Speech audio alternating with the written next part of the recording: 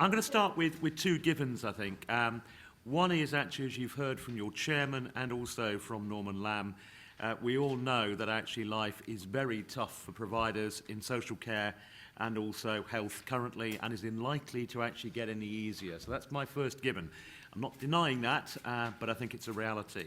I think the second given is that, as John has said, there is an issue around the quality of commissioning in health and social care. It is variable, and it can at times actually result in poor care.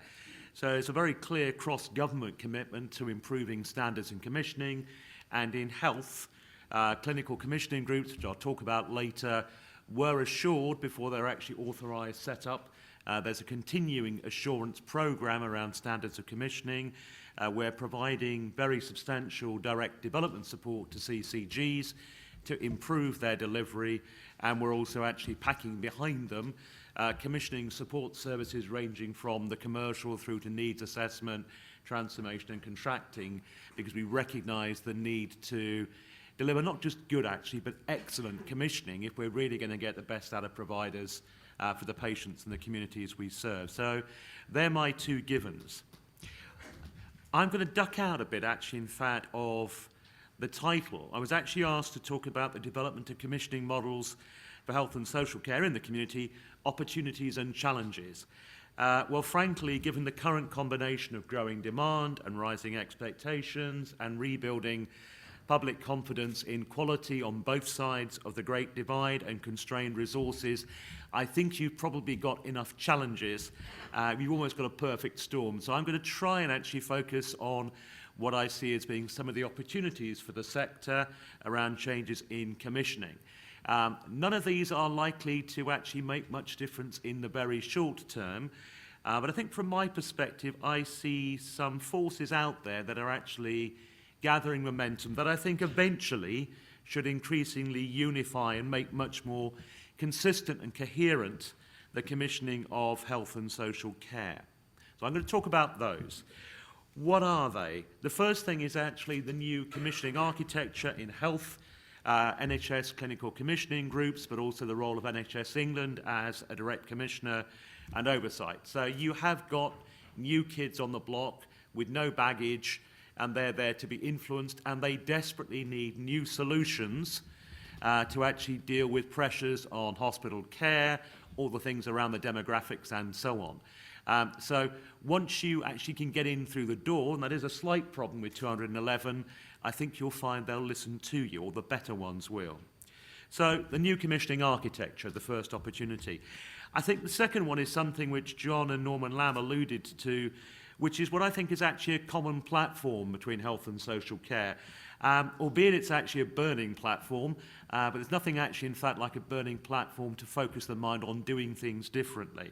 So if you look at actually what's happening to health and social care and other public services around rising demand and actually constrained resources, that means certainly in health, where we've got potentially a £30 billion challenge, there is absolutely no point in looking for incremental change, just doing what we're doing marginally better or cheaper. That is not going to get us anywhere. We need to fundamentally change where care and support get provided, not just in terms of actually institutions, although we do have a clear agenda in terms of moving much more care out into the community, into people's homes, but also actually intervening earlier in pathways and providing more prevention, particularly secondary prevention, rather than waiting until somebody actually ends up in a crisis. So the second thing is demand, resources, the growing gap are driving us, I think, to be much more radical. And that means that commissioners are going to have to actually go shopping for very different solutions. I think the third thing is certainly amongst the better CCGs and in NHS England, I think a growing recognition that actually home care has actually got a significant role to play. And that's something that the department in the past has actually nodded at. But if you actually look at what we need to achieve through what are called the call to action plans, how CCGs and NHS England are actually going to move towards high-quality, sustainable services over the next 2 to 5 years, then I think, I said, the better commissioners, and there is a clue there, the sector, I think, needs to lobby commissioners to understand better the role of home care. I think the better commissioners do get that actually in terms of developing those 2 to 5 year plans for disinvestment and reinvestment, that actually Homecare's got a role to play. I won't dwell on it, but I think the serious, probably more serious than I've seen in the last 10 years, political commitment to integration and putting funding behind it. You may argue it's not enough. It's certainly pretty substantial, and it feels fairly substantial for us because that's where some of it's coming from in terms of health. That feels good. And then the last thing, which I think is probably more of a straw in the wind, but it might get there, I do see in health and social care a sort of growing interest or a flickering interest in moving towards outcome-based commissioning as actually one of the solutions for the problems we have around actually demand and resources. So I'm going to touch on those very quickly, but I promised your chairman I will not actually overrun much. Right, commissioning architecture. We've got a new architecture in health created by the Health and Social Care Act. The most usual accusation, and there are plenty thrown at the Act, is that it's fragmented commissioning. I just take that as actually being a rather simplistic view and a one-sided one, which sort of misses the point. I mean, yes, there are 211 CCGs, and NHS England is also a direct commissioner of specialised services and primary care. So that does mean we've actually got multiple commissioning. But there are actually 211 new clinically led commissioning organisations. They don't have the baggage that went with PCTs. They are very much focused, because that's actually their ask, and we hold them to account for it, to getting the best outcomes for patients and communities. And the good ones are actually very hungry for different ways of getting more health bucks for their money. And particularly given actually the focus we've said on, you have to come up with credible 2 to 5 year plans for transforming your health communities to actually meet the gap between demand and resources in a safe way. So I think you've got real opportunities around that. I think that's particularly so for those areas where we have the biggest challenges and we spend large amounts of money, but the services are often pretty poor. So I would include in those groups frail older people with multiple complex long-term conditions, not one, but as you age, and you often, well, if you're unlucky in your 60s and your 70s and your 80s, you will often have 2 or 3 long-term conditions. You may have diabetes too, you may have dementia, you've probably got some musculoskeletal problems and so on. Providing integrated, effective care for that group really is a priority.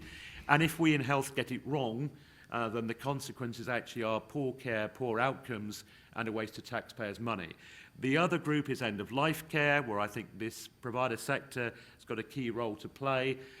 It is not actually an area where the health service covers itself in glory in terms of high standards, responsive care and so on. And again, too many people still die inappropriately in hospital rather than actually being supported in their own homes or, if appropriate, in hospices.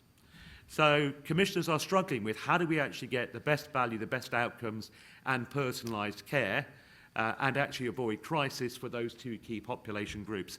And that's of direct interest to them, and I would argue to you. I think the other thing that actually is encouraging, and it came up earlier, is the role of health and wellbeing boards. Now, I know they're nascent and I know they're variable, but some of them are actually, in fact, starting to actually flex their muscles, and I think they're going to be quite powerful drivers for integrating health and social care. And you only just have to actually look at the key role they've now got in the £3.8 billion fund. So if I were you, I'd make sure I was actually quite close to my health and wellbeing board. And then more broadly, what the Act is doing is just driving health to work more effectively with local government services more generally, and they're being held to account for that. So I think there are some limited reasons for being cheerful around the new architecture. I've talked a bit about the common platform. We really do, if you're a commissioner, have a perfect storm. I mean, I've been in health for 35 years nearly now. We've had financial crisis, we've had quality crisis. I can't quite remember something as actually as difficult as this. So you've got demand. More older people, more frail older people living longer but more dependent. By 2035, nearly a quarter of the population is going to be over 65.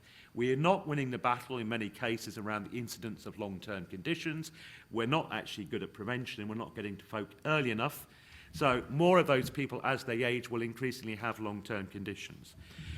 On quality, we've had a series, particularly in health, of high-profile quality failures. We've had Winterbourne, Staffordshire, the Keogh hospitals, and so on. And there's a real imperative on commissioners to grip quality. The third thing that's happening is, at the same time, ironically, public and user expectations are rising, again, particularly in health. We know that in health, our service models across the board, so not just the hospitals where actually the focus is, but community services and primary care are increasingly actually overstretched and out of date, and we need different solutions. And I won't talk about the money, but for health it's 30 billion, and social care has arguably even more difficult issues around that. So that's all fairly problematic. I think the good news is that amongst intelligent health and social care commissioners, what do you see? I think a recognition of the fact that if you genuinely invest in what I call upstream, particularly in secondary prevention, in keeping people out of hospital, falls prevention, all those sorts of things, you will actually get a better return in terms of outcomes and value.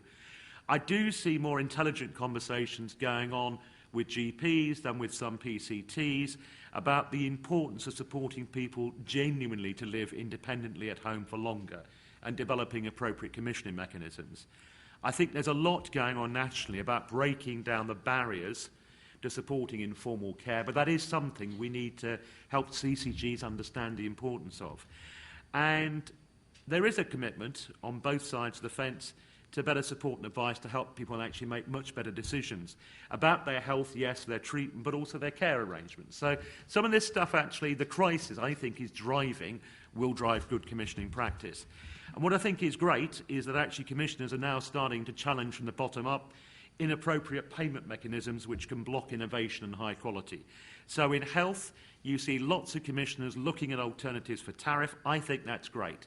To the extent we can actually move towards more capitation, population-based payments, say for frail older people, linking to outcome-based commissioners, you are suddenly freed up from actually, in fact, having to depend on institutional hospital models of care. It gives you an ability to actually go out and create new pathways. And in social care, the move away from inflexible contracts and task time more to outcomes, I think, is really encouraging. I would say it has a long way to go, but at least it's happening. Integration, I won't talk about. 14 really interesting pioneers in integration, nearly £4 billion of investment in integration, pooling of resources. I think that's absolutely brilliant, and you should take advantage of that. And again, the health and wellbeing boards will be critical in terms of shaping local plans for that. Outcome-based commissioning. You heard the challenge from actually Norman Lamb that actually commissioners need to move towards outcomes to improve better outcomes and value. Why outcome-based commissioning? I'm the sponsor in NHS England for outcome-based commissioning, trying to develop the resources to support it. Why do I think it's great? It has the ability to actually transform care delivery systems, particularly if you go down the capitation rather than tariff approach. There's a real opportunity in health and social care to incentivise what matters, which from my perspective are actually outcomes for users, in our case is patients, and not outputs, and experience quality of life. Outcome-based commissioning is seen quite rightly as actually being an important way of driving forward the personalisation agenda in health and social care. Now that means we need to be careful that we don't actually go down the line of pursuing institutional CCG knows best outcomes. We need to actually pursue outcomes that make sense for patients and users. But the more we can actually shift towards outcomes, the more we're going to actually shift the emphasis away from systems and processes to actually quality of service and quality of life. Now, it is a really big ask. Nobody really knows how to do it in health. Is it happening? Well, I'll talk about health first. There are some glimmers of light. If you want to see the future, go and look at Staffordshire. Now, that may sound a very odd thing to say in terms of health. Macmillan Cancer Support, all the CCGs bar one, and what we call a commissioning support unit, they provide the support services, are working and about to go out to procurement to transform the end-of-life and cancer care for 1 million people in Staffordshire. What's different about it is they're actually looking towards capitation payments, long-term contracts to actually enable, ideally, a consortia provider to see what happens to come together and provide really good care, get the incentives right, which are around outcomes. But crucially, what I really like is the outcomes are the ones that actually Macmillan's developed with patients and carers, and they're straight in there. So actually about being treated with respect, understanding my condition, getting the best care. And I just think it's brilliant. So future in terms of integrated care, outcome-based health, social care and so on, watch Staffordshire. Bedfordshire have done some brilliant stuff around musculoskeletal problems, which for an older person, getting an integrated joined-up service is actually quite good. Cambridgeshire, likewise. You're starting to see some commissioners look at outcome-based commissioning at scale with their local authority partners. In social care, looking at the LGIU survey from last year, I think 75% of respondents said the culture of running services on task time was a huge barrier to OBC, but 90% were still paying actually on that basis. So we have some way to go, and I would acknowledge that health does in relation to tariff. But there are signs out there. So, to conclude, do I think the opportunities for you and the punters outweigh the threats? And am I optimistic about the future of commissioning and commissioning actually improving in terms of standards and consistency? And it may seem brave in front of this audience, but I think the answer is yes, probably. Why have I got reasons for being cheerful? Well, I think it is the new kids on the commissioning block. I think CCGs and health and wellbeing boards together, they're really hungry for different solutions. The problems we've got around demand and money drive them in that direction. And I would really strongly encourage you to actually work with them. You need, I think, as a sector, wherever CCGs congregate, you need to be there. Things like the commissioning show. I know there are 211, but it really is in your interest to get under their skin and actually show how you can help them meet what we call the call to action, how you end up with sustainable plans. The second reason for being cheerful, very odd to say this, is actually, in fact, that health and social care and commissioners and providers, I think, are being driven together by this really difficult growing gap between demand and resources. And it will be crass to say you shouldn't actually waste a good crisis, but there is something in there for providers. We're saying to health providers, do not come with incremental solutions. Come with radical approaches to actually transforming change. And anybody who thinks that home care doesn't have a key role to play in that, I don't think really actually understands health and social care. Thirdly, we know we've got to transform our delivery models. Again, it goes back to we have to move from institutional care. We can't afford it. It's not appropriate. We can't sustain safe standards in many cases. So home care got a role to play? I would think so. And then lastly, we've got, I think, a very clear political commitment with money behind it to integration. And we need to demonstrate, I think, proof of concept, and you need to help us in that. So if you take all that together, I'm fairly optimistic that actually over the next couple of years where these factors are going to drive the development of a much more coherent, much more joint and a much higher quality approach to commissioning care and support for the most vulnerable. And I would hope would put high quality, personalised and efficient, because we have to be efficient in there, home care more centre stage than it's been for the last 2 decades. I'll stop at that point, Chairman.